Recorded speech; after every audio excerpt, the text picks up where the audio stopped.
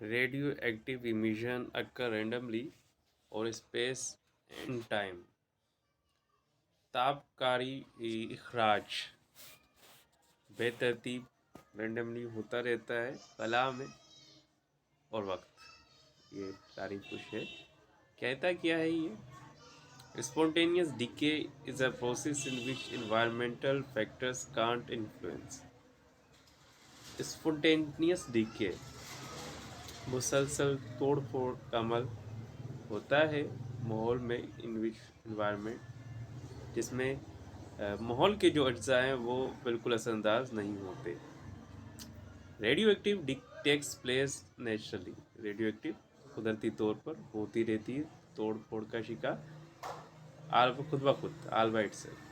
There is no way of predicting, ये कभी भी अंदाज़ा या पेशन गोई नहीं की जा सकती। When a particular nucleus will disintegrated, कब एक न्यूक्लियस जुदा हो जाएगा। And the process is unaffected bye, और ये अमल असरअंदाज नहीं होता, ना इस पर प्रेशर, ना दर्जा हरारत, ना केमिकल कंडीशन और दूसरी फिजिकल कंडीशन भी इस पर अंदाज नहीं होती।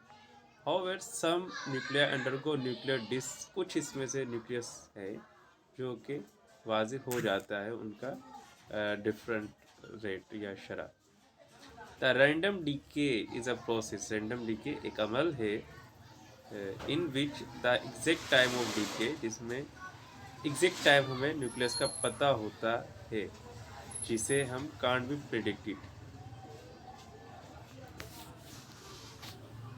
हाँ, जिसमें हमें पता नहीं होता है कि न्यूक्लियस कब जाके टूटेगा।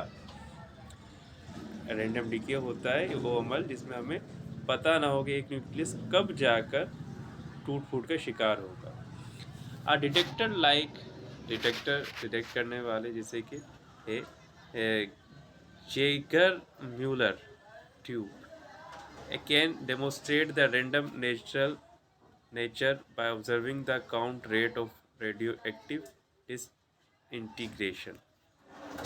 एक ट्यूब है जो कि डिटेक्ट करती है रेडियो एक्टिविटी को, तो उसकी मदद से हम मुशाहिदा कर सकते हैं, उनके काउंटिंग नंबर ले सकते हैं कि कितनी दफ़ा ये टूटेगा।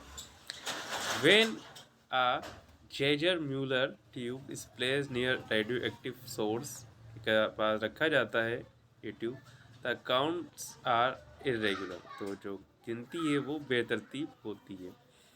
Each count represents a decay of an unstable nucleus, हर जो गिनती है वो एक गैर क़याम पज़ीर न्यूक्लियस की निशानदही करती है या बताती है या ज़ाहिर करती है। The variation of count rate over time of a simple radio active, एक सादा रेडियो एक्टिव के अंदर मुख्तलिफ काउंट रेट आते हैं। Source is plotted on the graph, और ये ग्राफ पे दिखाया गया है।